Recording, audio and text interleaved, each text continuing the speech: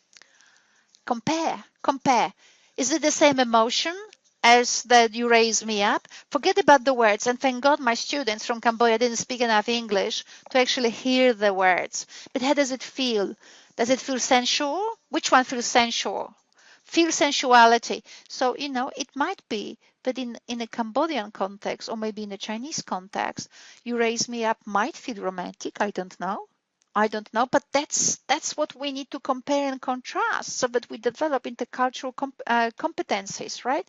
So in a Western culture or in a particular genre of music, this feels romantic, but in a different genre, similar things will not feel romantic anymore. So this is about comparing and contrasting.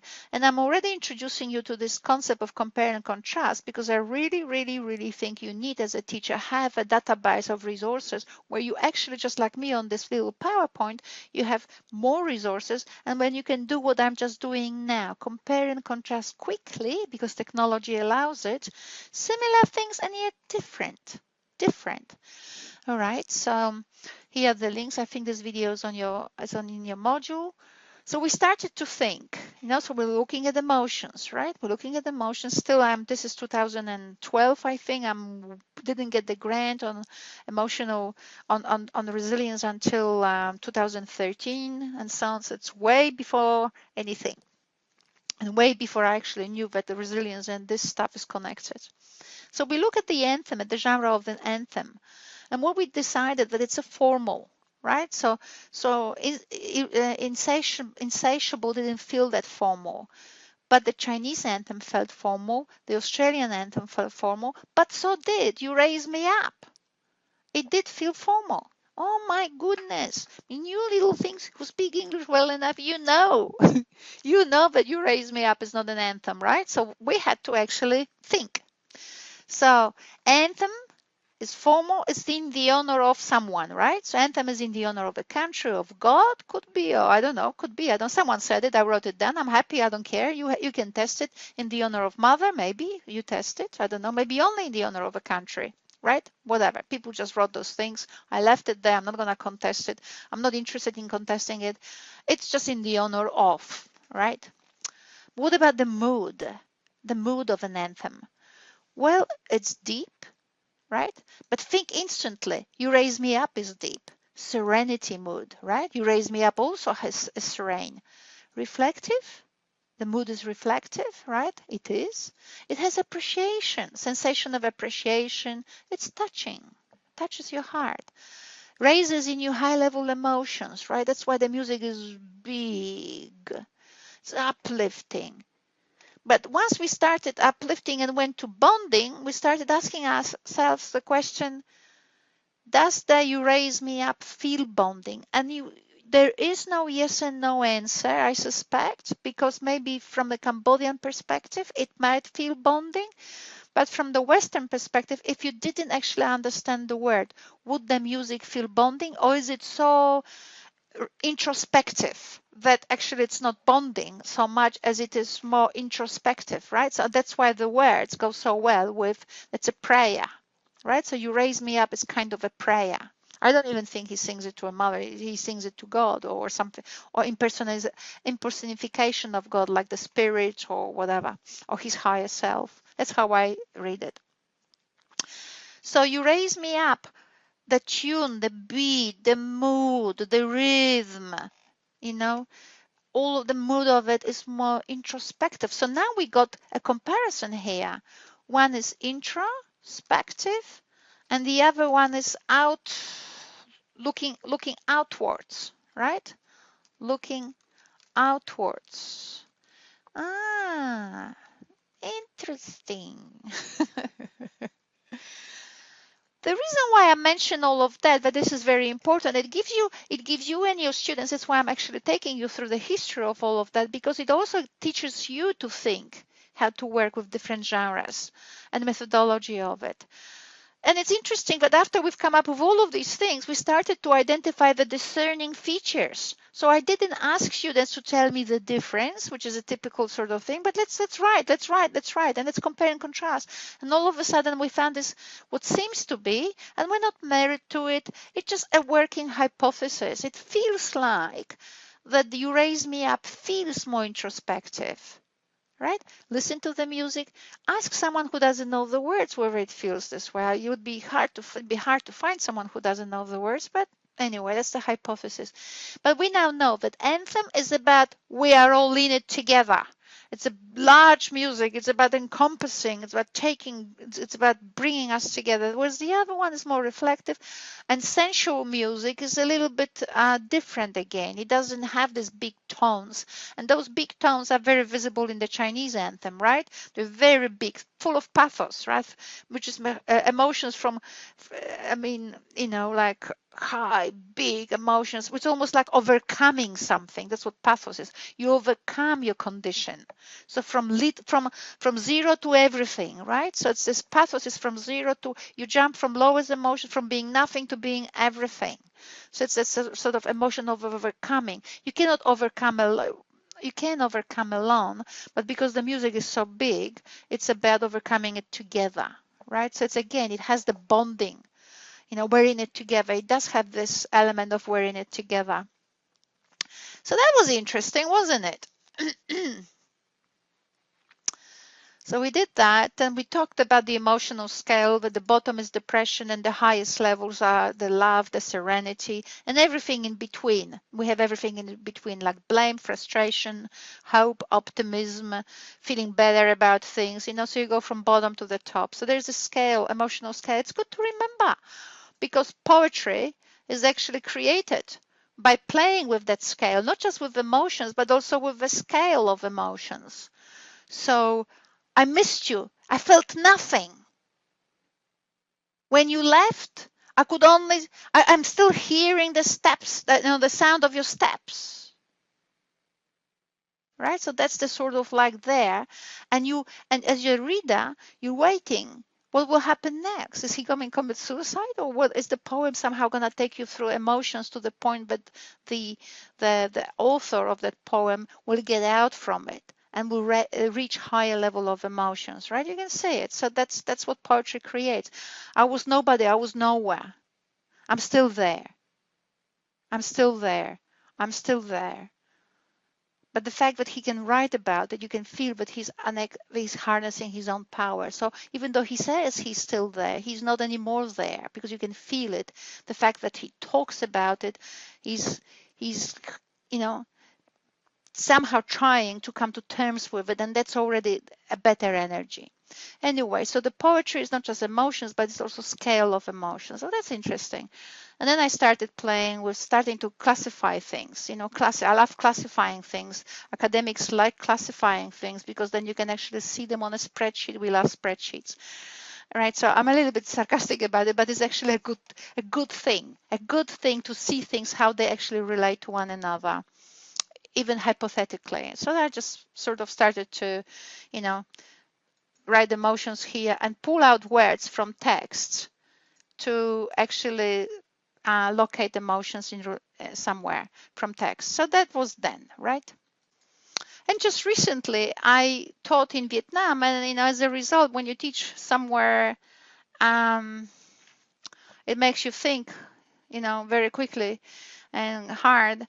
And I started to actually think to myself, because I'm 20 years of my work has been committed to thinking about the structure of inquiry, how the text is actually, how the inquiry is structured, and therefore how the text should follow. So what is expected by the readers in the text, any text, be it fairy tales, school presentation on a particular topic, a newspaper article, anything, it will have the same structure because the brain expects particular things, right? So they have actually things in common. I'm not actually married to this hypothesis, but this is what's been working for me pretty well for some time. So I put on the top here the emotions. Now this is these are just emotions, but there's about 300 of them. Every time I teach this particular class and I pull out the text, I've put more emotions in because there's many emotions, and it's very interesting to think of text as emotions, because a text is is an act of intention, right? You don't open your mouth unless you have an intent, and then you structure this particular intent. But how do you structure the intent? You want actually to evoke in your listener a particular emotion. So when you say to your lover, I love you, There's a reason why you chose those words. When you say, I hate you, there's a reason, right? When you say, this makes me laugh, there's a reason why. You want particular emotions. You want to actually evoke particular emotions. So it doesn't matter whether you report about someone driving a car into the bakery at 2 o'clock in the morning, or about the volcano, or about how you miss a person, right?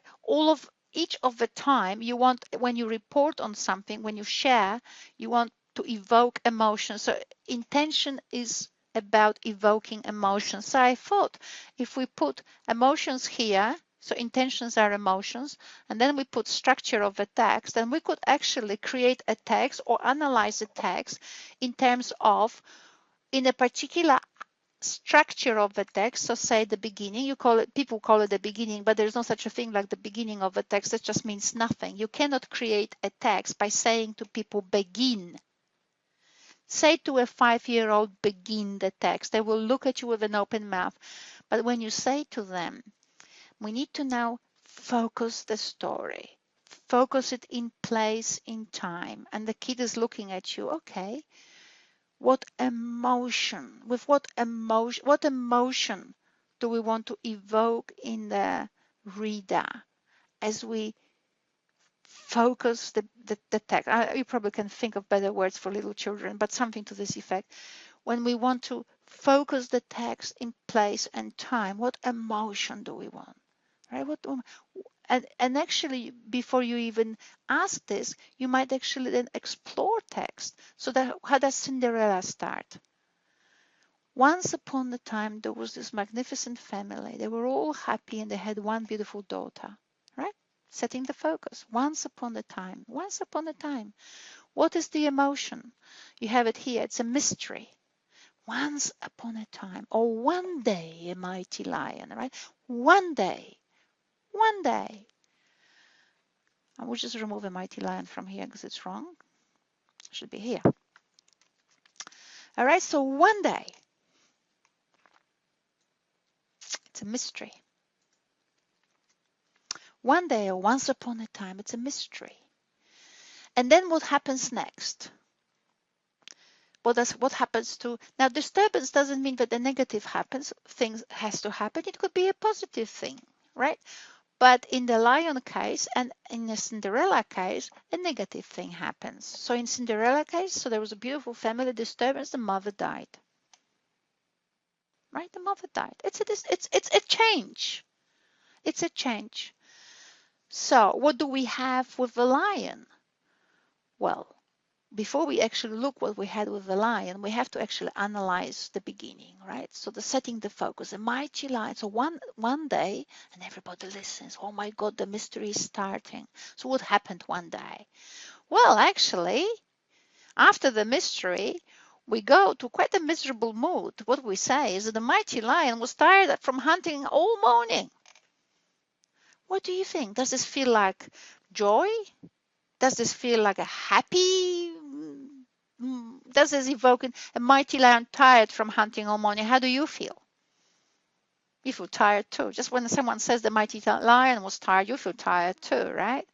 So the author is now signaling, but whatever happens next will be read by the lion in relation to his current mood, which is he's tired. So when the mouse runs over his back, he's not gonna say, "Oh my God, I love you, mouse." He's gonna say, blame me, or blame me, whatever is the word in English. Why are you annoying me? It is as bad as it is, and now you, right? So he's gonna put his big paw over the mouse and he say, you know, I'm gonna kill you. I could kill you. I could. Interesting, isn't it? So a mighty lion is tired. So there's a frustration of sorts, and then there's a kind of like with a relief. So look, what typically happens to be words organized by grammar. Now, when we actually analyze just the so-called beginning or the focus, how that author, when we look at the emotions in relation to which the author set up the focus of the text, right at the beginning, that we have three emotions: a mystery, a frustration, and a bit of a relief, right? So we have one day, tired. He's sleeping now, right? Look at that. So when you want your students to actually create a text, you can actually show to them, you can explore what other options are there. You can check the kangaroo who got his pouch, how the kangaroo got his pouch. This is the story I just stumbled on and I analyzed. But you can analyze any story and see how many things are happening just when the author wants to set the focus. This is not a happy lion. This is a sort of like, oh, well, another day lion, right? Oh, well, it's another day. Now, if you want to build resilience, coming to my research now, if you want to build resilience, you want students to have choices. You want students to know that text is a series of choices of emotions. This is very important because children then know when people talk to them, they had choices. And they also themselves, when they speak to these people back, they have choices of emotions. So the lion didn't have to be tired after morning hunt. He could have been satisfied with his morning hunt, right? He could have been satisfied. Or he could have been something else. If he didn't catch anything, there could be other positive emotion, right? So you can ask students, you can actually explore other texts to have a look what other options did the lion have. You can only explore, however, other texts and other emotions if you have a database of emotions in text. That's why I'm saying they need to be created by you. Once you have a little pool, a little portfolio, a little database online of emotions, you can click, oh, look at that emotion. This is how how otherwise a lion might, or a lion might have felt, because look at this, in this other story, things went bad, but the kangaroo was still happy. Or look at this, things were very something else, but didn't matter. The kangaroo thought all is well. Or, I mean, do you see what I'm saying? So when you actually do not approach the text as words organized by grammar, the world is opening.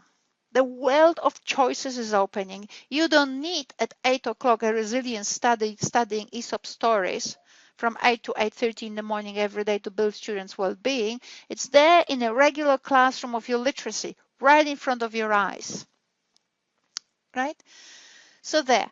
So I'm not sure whether I analyzed the lion story very well, but let's just so you can check it for yourself. But let's go with Cinderella. What was the disturbance? The mother died, right? Now is a dialogue. Oh my God, people are talking to the widower. You know, your wife has died. That's really bad thing. But you know, you have a daughter. It'd be good if you had another wife. You know, get a wife. You know, the house without a woman is like something without something. So get a wife. You will be a happy man again. So development. He gets a wife, right? And things are not going as well as the dialogue promised it to be. But there's a resolution. Things happened and wasn't too bad, right? Things turned out good. The moral of the story, act well, things will go well, or think well, or do well for others, things will turn good for you or something, whatever it is.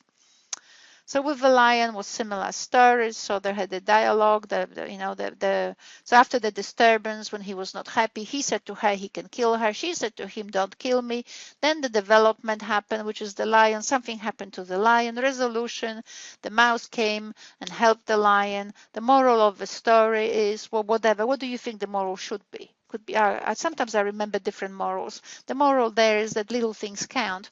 Little creatures are just as important as big creatures, but there could be another moral. We come back to the text of Thea, right? And I might actually also give you an example that I gave in class. So we come back to the text of Thea. So, right, so what do we do with this? I said to Thea, okay, so because I'm trying to teach her whatever I taught you just now, and I'm trying to actually think to myself, oh my God, if you're going to teach it to your students, so it should probably work with Thea. So Thea, why are you starting the text with on the 24th of August, blah, blah, blah. So she gives me this beautiful look. Nobody knows where we're starting. Wikipedia started with that. Okay.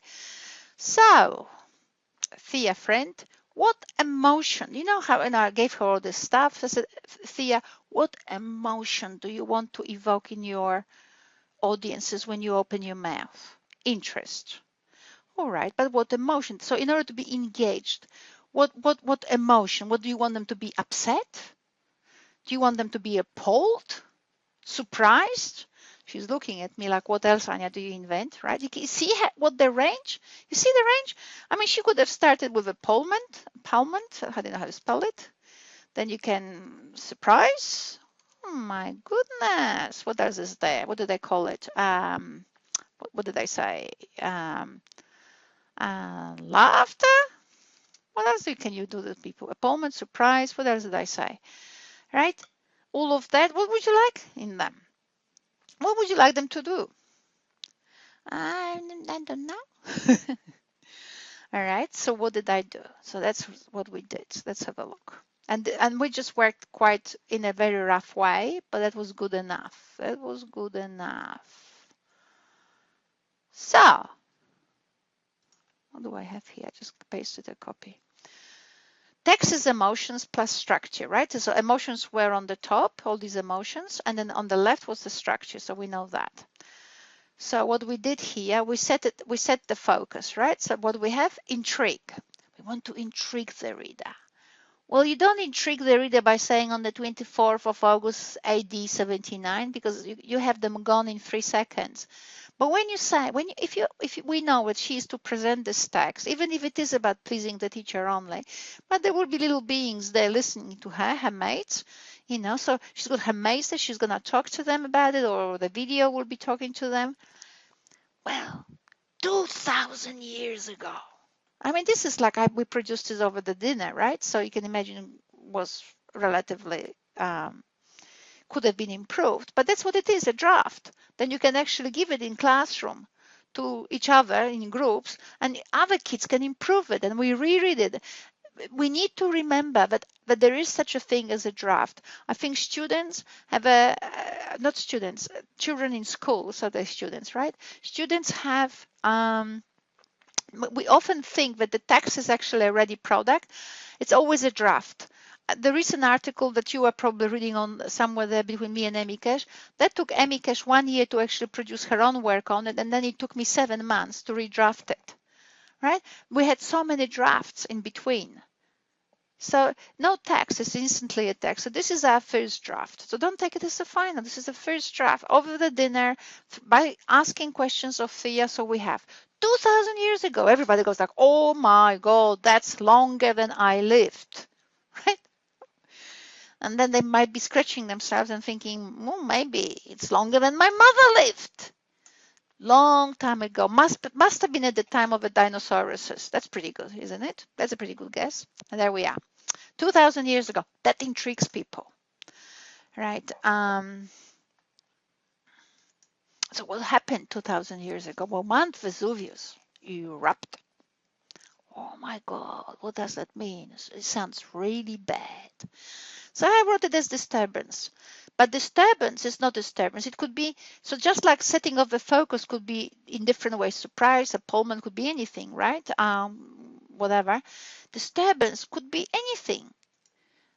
It could be to unsettle the reader. The mother died, like in Cinderella. Or a mice ran over the lion's back. That's also unsettling. It could be about saying, well, we thought in the past, blah, and we were right. So it's about telling the reader all is well. So disturbance is basically a change. Some change happened, right? Change to the state of affairs. But change is not always negative. It's just that very often in soap operas or movies, it is. But it doesn't have to be. Like could be when you in your scientific report, we always thought that this and this will happen, and now we know it. Right? So disturbance, after this, we've done all of that. You can say research is now showing, confirming. And so this is not anymore disturbance, which says, something bad is going to happen. It's actually a positive thing. So you need to, when you actually follow the structure of the text, you need to decide on an emotion in order to choose the right words. This one was about unsettling the reader, and we didn't actually go through all of that in order to choose the words of unsettling the reader because we didn't have time. Okay, at this very moment, in the particular occasion which I spent with this particular student, we didn't have the time. But think to yourselves, how could you actually change all of that, those texts and those 33 kilometers and so on, to give that text, to make this text actually evoke in readers this unsettling effect, because that's what you want them to do. Okay, then it's the dialogue, right? Remember, and the neighbors were talking to the father, go and marry and you'll be happy ever after, right? Notice that in Thea's text, original text, the only survivor that people know of, Pliny the Younger, is mentioned once and never again, right? And it was interesting because when we follow the structure of the text that I have created, there came a dialogue. So I said, Thea, like when we have a car accident, so what happens, setting the focus, in the middle of the night when you were sleeping, oh my God, someone took the car and drove it into the, remember it's a draft, so students can write like that, that's fine. Then they will rewrite it. But the first emotion is to actually surprise a person or appall a person, or what's the word, like, it's just surprise. I mean, how could anyone, why aren't they in bed at 2 o'clock in the morning? Instead, they take a car and drive it into a bakery. So at 2 o'clock in the morning, when everyone was sleeping, these people are driving a car into a bakery. Okay, so what's the dialogue, right? What's the dialogue would be here? Well, the police was here within minutes. The witness said this. Another mother who was across the road, heard the noise, ran to the child and saw everybody was awake. It was such a big bang. What else happened, right? So people talk, and that's a kind of dialogue. I mean, you, right.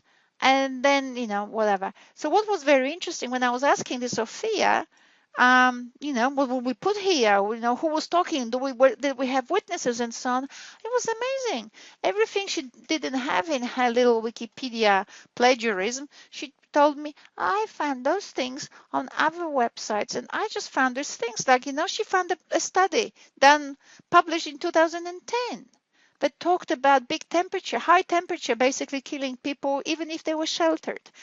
She also found the original letters on the web written by little Pliny the Younger. Isn't it amazing? She knew it. It was because she was so reliant without this structure on setting the focus, disturbance, dialogue, development, resolution, and all of that, without this structure, she just copied the text. But when we had the structure, she knew already of resources because she's done her research, and now she knew how to use them. Again, we were focusing here on the structure. We weren't focusing on the emotion of the dialogue, right? We didn't. But if you worked with her on this draft and tried to now bring out those emotions, then you could actually change some words and so on. And imagine what started with the plagiarism now becomes an amazing creative story where she actually gathers a lot of evidence from different websites and puts it in here in an interesting way and emotionally revealing. Beautiful, just beautiful. All right, so she found this letter and Pliny the Younger was really emotional. He said the world was dying around him and he with it. It's just, and that made the text powerful now. So imagine when she reads it to these kids and she talks about this stuff, it's amazing. Then development. We have this as development. This is, I'm not married to this particular, whether this should be there or somewhere else, but let's say, well, what happened now? So what? So all this happened, so what? So what? So it's a kind of clarification set, so what, right? So we want these people to sort of put it together somehow. Now, all of this happens, so the reader is now kind of in pieces, or the interlocutor, the audience is now in pieces. They've been taken through all this drama, emotional drama. So clarification, so what is it? She didn't have centuries on before, but I said, well, how we will put it now in perspective, right? Put it in perspective, clarification, perspective, putting things in perspective, And centuries on all of this, that people were plastered, this centuries on this allowed people to see exact positions, how people died and all of that. And then we had it here as resolution, again, no emotion. So that has to be still be identified by the student and, and then a draft and then only the final version after other students went through it and the author again and so on and so on. So what's the resolution now? Well, what happens, so all of this happened and, Pompeii was discovered and now it is a museum and so on. So what she's saying, by the way, I don't have conclusion in my little structure, that structure here. And where is it? Sorry, friends. Sorry. Here. I don't have, I have dialogue, development, resolution, and the moral. But I forgot. When I was with Thea, I forgot, so I put the conclusion there. That's all right. Doesn't matter. We can remove it. So we can have this here and that here, probably. I don't know. Because I don't have emotion, I'm a little bit lost at this very moment because emotion was not targeted. So I'm not quite sure whether what is finishing where. But that's how you will have to decide. Once you know that you finished with the emotion, you know that you finished the particular structure. So what we have, Pompeii was this big. And so we just remove the conclusion, right? So that makes me happier. So basically, so what's the resolution? Now so it was discovered and now it is a museum and so on. And then I said to Thea, what's the moral of the story? And she looked at me like moral is only in fairy tales, right? So how can you have a moral to a report like this? And I'm sure that you are all looking at me like going like, oh my God, Anya, newspapers don't have morals. Yes, they do. Yes, they do. And that's when you look for students and you say to them, should we have a moral? And that's why having a structure of the text, which is independent of your imagination, is important, because the structure asks questions off of you, right? It says, do you have a resolution? What kind of emotion do you want to? What kind of emotion do you want this resolution to actually evoke in the reader? What emotions will you be using in order for this emotion to actually be evoked? What will you be playing with? Or what about the moral? And you go like, and students are looking at you, and you think, well, let's have a look at other texts. Do they have a moral? And they say, only fairy tales. So you say, what about the newspaper article? And they say, no, they don't. Okay, well, you pick up a newspaper, for example, about the bakery, right? So the car drove into the bakery at 2 o'clock in the morning and woke up children and had witnesses because someone else was just outside throwing out the rubbish and whatever, right? And the resolution is that they're all in the custody now, awaiting the trial and all of that. So it's all cool. The resolution is there. What about the moral? Well, the moral very often is, and I'll give it to you in a draft because I don't have enough English or time for it. The moral is, not just sleep at 2 o'clock in the morning, but definitely don't drink and drive. Or people write sometimes in newspapers, please take care, Easter is coming, right? So that's the moral. Please take care, Easter is coming. Small accidents, and so on. So people do put an ending. So how did I dig out the moral of the story from Thea? Well, I said, why are you talking, Thea, about Pompeii? She looked at me. Well, it's very simple, Anya. I'm talking about Pompeii because nobody else gonna talk about Pompeii. Well, pretty good answer, isn't it? So I said to her, but why Pompeii? Because it's horrifying. Okay, so why do we tell stories which are horrifying? Ah, to horrify others?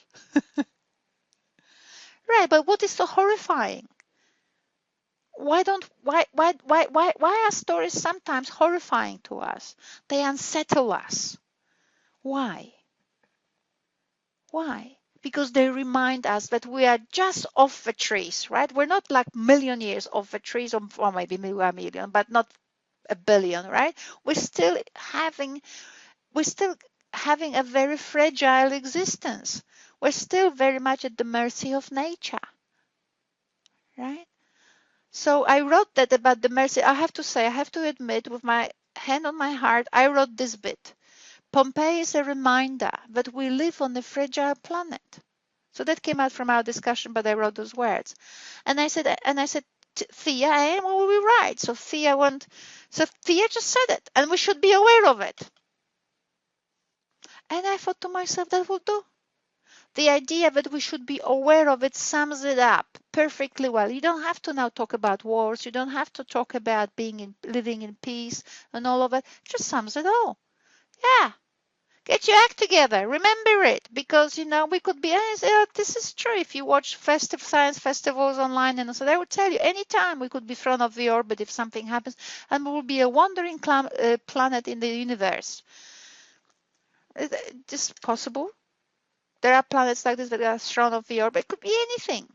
So instead of arguing and killing one another, we could actually take care about of our own existence here to make it less fragile. And that's such a good ending, such a good moral. And when you actually now, even though we didn't sort out the emotions, but only emotion here and much less further down, but just the structure of the text without actually yet playing with emotions. So it's only a very basic draft. Look at this. When you look at the text here, which was plain, nothing to it, all objects, even people were plastered, so it is possible to view people, blah, blah, blah, and da, da, da.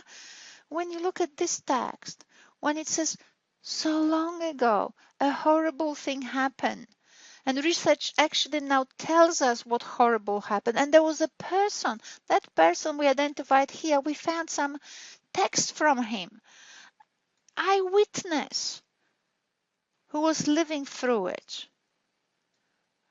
And all of this is frozen in time, and it tells us what was happening.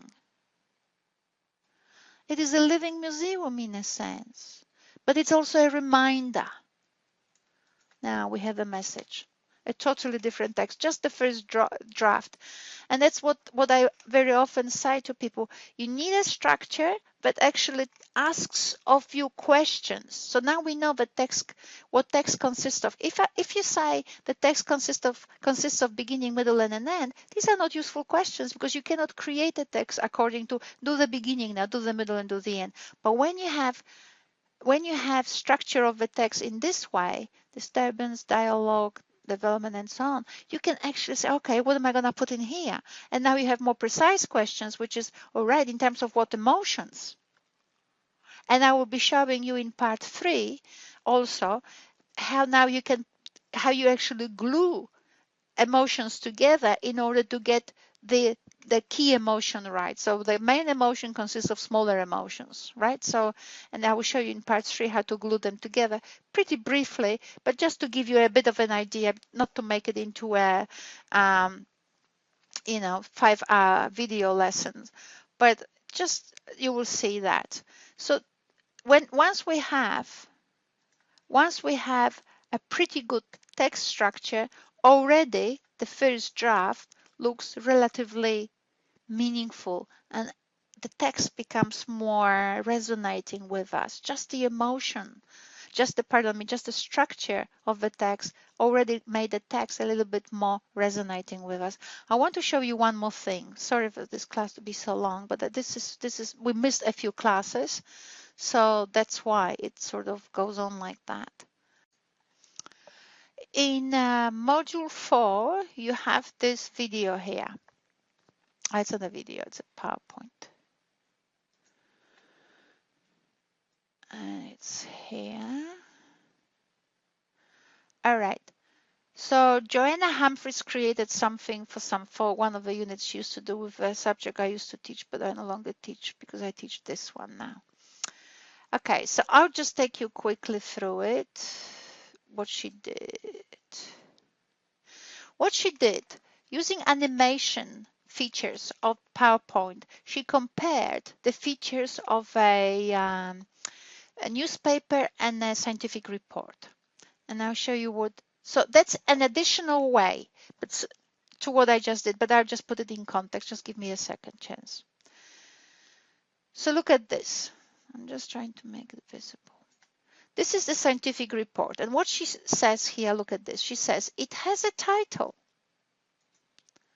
It has subtitle, right? So very often what it has, building resilience in primary school students, colon, a play-based approach, right? So it does have a subtitle. What else does it have? Headings, right? Scientific report has headings. And remember, those headings actually are emotional, right? Every heading, every title, even the title of a story is emotion, because what do you want with a title? To surprise people, confront them, Do you want to appease them, right? You think about it. So you structure even the title and the headings are about emotions. We always knew it, right? We always knew it. Or Big Bang confirmed, right? Or challenged or something, right? Big Bang confirmed or something. Big Bang confirmed.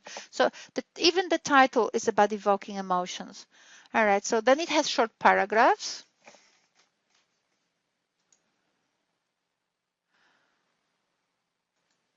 and a table.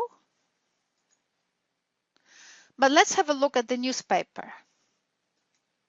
Newspaper also has a title, doesn't have headings, doesn't have short paragraphs, has long paragraphs, no table, photos, caption. Right, isn't it interesting? So that little thing showed you the general layout and what is expected.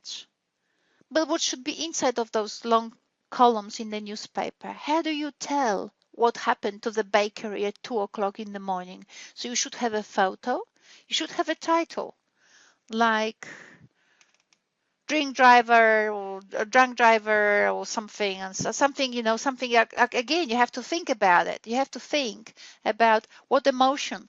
So you want to be appallment and surprise, right? Or something. You want to identify the emotion, and then yourself, if you want to create a text which is for a newspaper of this kind, you need to explore other text to actually identify how best it is to actually evoke this particular emotion of surprise or of appallment or something, right? So when you actually write your assignment, for me, assignment 1 for this unit, what's important is that you actually assess it is not to tell me how literate you are, it's to tell me what is needed and critically assess your literacy skills. How you search, do you search through different texts of similar or other genre to actually work with emotions? Are you conscious of it? So it's very important to start actually familiarize yourselves with complex ways of working with text, so that then later on when we move to assignment 2, you can then actually build on this. So ask yourself whether how aware are you of working with text in complex ways. Maybe it is in a similar, not necessarily the same way as I do, but in ways that allow you to actually draw on the wisdom and structures of other texts, so that you actually, rather than just writing a poetry, you actually do engage in analyzing poetry and analyzing emotions and so on to actually create things. So to cut the long story short, this particular lecture is about engaging you in reflecting on your own literacy skills, so that you can critically analyze your own practices and later on build on it to generate for the purpose of assignment 2. Okay, so so I pretty much finished for today. So because you will watch the part 3, this is just pretty much done. So that's what I wanted to share with you today. And yes, so layout is important, just like Joanna showed, but then within the layout, you have to actually start thinking of the impact that you want to actually for your text to have, and the impact is the intention of the text, and the intention is the emotion. So so the question is how you yourself and then with your students will you be learning how to express different emotions. And for that, you need to actually do research, because you can't get it out of your head. You actually have to get it from other texts. And that's how learning actually happens, by studying other texts.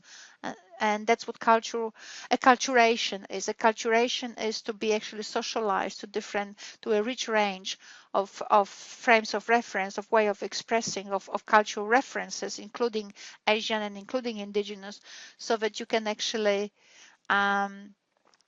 reflect it in the way you analyze text or in the way you actually play with those symbols and references in order to create text. But anyway, I tried to make it as simple as possible for myself and hopefully for you. And I hope that this technique, these techniques I showed you in this class, the one before and the one that's in part 3, I hope that they actually give you some tools for thinking about literacy practices, and also for teaching. All right, so for now we will finish.